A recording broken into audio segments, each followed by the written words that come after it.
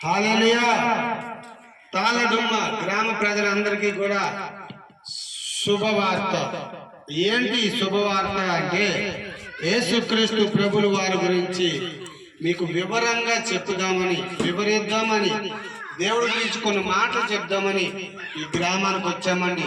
ఈ తాళడుమ్మ గ్రామ ప్రజలందరూ కూడా, ఈ గల్లీలో ఉన్న ప్రజలందరూ కూడా శ్రద్ధగా ఆలకిస్తారని మనం చేసుకుంటున్నాం. ఇగోండి, ఈ మధ్యాహ్న కాల సమయంలో మేము ఇంత ప్రయాసపడి వచ్చాము అంటే మిమ్మల్ని పరలోక రాజ్యానికి వారసులు చేద్దామని వచ్చామండి. ఇది ఒకప్పుడు దేవాది దేవుడు ఈ గ్రామం మొత్తాన్ని కూడా దీవించాలని, ఆశీర్వదించాలని మీ పట్ల ఎంతో ప్రణాళిక కలిగి ఉన్నాడండి. హల్లెలూయా. దేవుడు కొన్ని మాటలు చెప్తున్నాడు, అవి మనం వింటే మనకే మంచిది. ఎందుకు మంచిది అంటారా? మన పిల్లలకి మంచి చదువులు వస్తాయి, మనకి మంచి ఆరోగ్యం వస్తుంది, మన పొలం పుట్టలు మంచిగా పండుతాయి, మనము ఆరోగ్యవంతులుగా తీర్చిదిద్దుతాం, మన బొడ్డు గోద బాగుంటుంది, మంచం మీద ఉన్న వ్యాధిగ్రస్తులు లేస్తారు. ఈ మాటలు ఆలకిస్తే లేస్తారు. ఎందుకు లేస్తారు అంటే దేవాది దేవుని మాటలు అలా ఉంటాయండి. ఎలా ఉంటాయంటే నీ ఎముకలలో, నీ మూలుగులలో, నీ మోకాళ్ళలో శక్తిని ఇస్తాయి, బలాన్ని ఇస్తాయి. అలాగే నీ బ్లడ్ మంచి సర్క్యులేషన్ అవ్వడానికి దేవుడు కృప చూపిస్తాడు.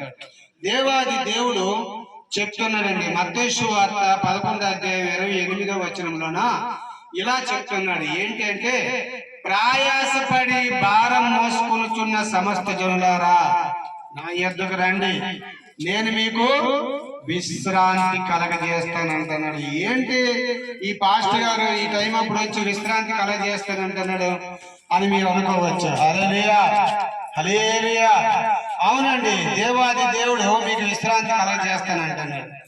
ఏంటా విశ్రాంతి అంటే, ప్రయాసపడి మనం ఉదయం లేచి నుంచి రాత్రి పడుకున్నంత వరకు ఏదో ఒక వేదన, ఏదో ఒక రోదన, ఏదో ఒక శోధన. రేపు పని ఉంటుందో ఉండదా అదొక బాధ.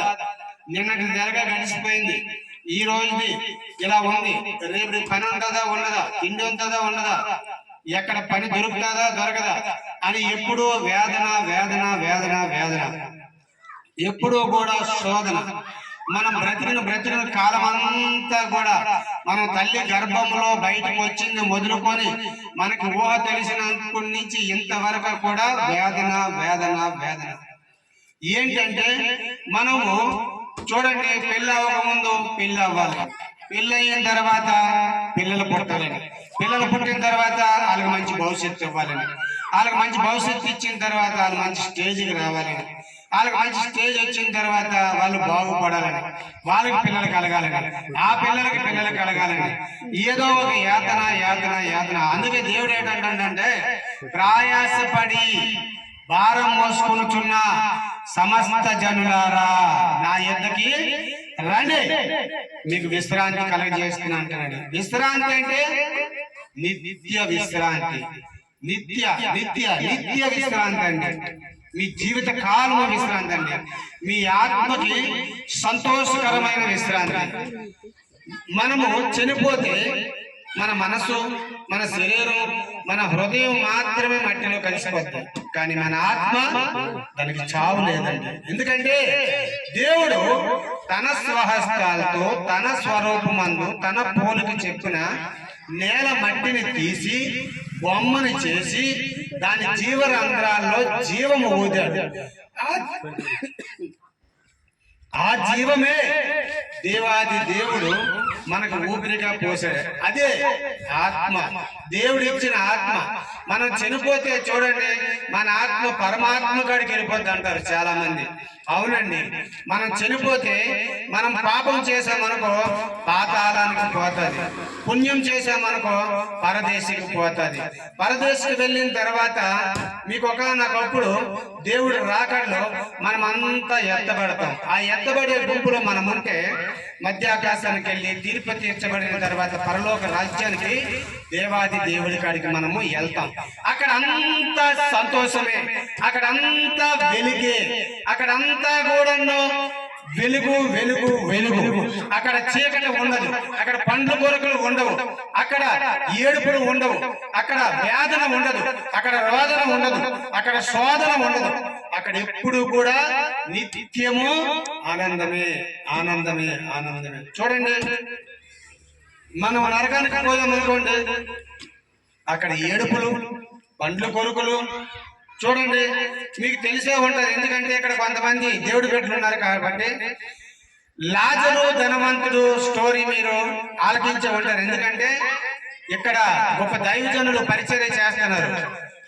ఎం ప్రసాదరావు గారు అనేసి, ప్రసాద్ అయ్య గారు, మిరాకిల్ చర్చ్ అయ్యగారు ఇక్కడ మిమ్మల్ని నడిపిస్తున్నారు. ఎందుకంటే ఆయన గొప్ప దైవజనులు కాబట్టి మీకు చెప్పే ఉంటారు ఆల్రెడీ. లాజరు ధనవంతుడు, లాజరు ధనవంతుడు, లాజరు ఏమనుభవించాడండి?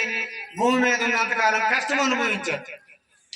ధనవంతుడు సుఖం అనుభవించాడు. లాజరు ధనవంతుడు ఇద్దరు ఒకేసారి చనిపోయారు. లాజరు ఎక్కడికి వెళ్ళాడు? పరలోక రాజ్యాన్ని, పరదేశికి. పరదేశిలో ఎవరున్నారండి? అబ్రహాము. అబ్రహాము రొమ్మున ఆనుకొని ఉన్నాడు.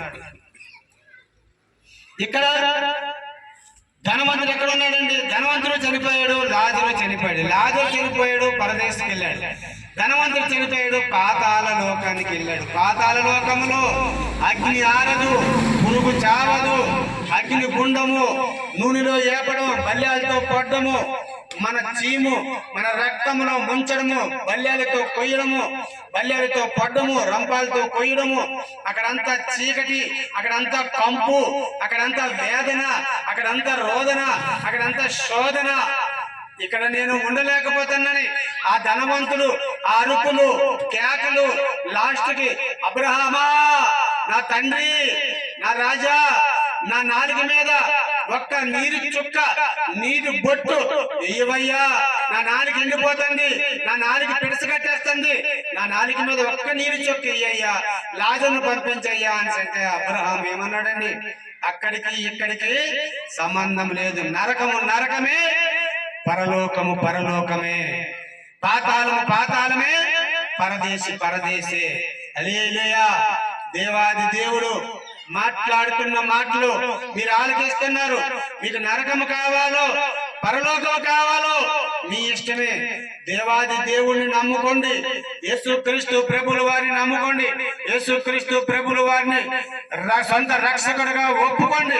సొంత రక్షకుడిగా మీరు ఒప్పుకొని ఎప్పుడైతే మారు మనసు పొందుతారో, ఎప్పుడైతే రక్షణ పొందుతారో, ఎప్పుడైతే బాప్తిస్మమైన వరం పొందుతారో మీరు పరలోక రాజ్యానికి వెళ్తారు.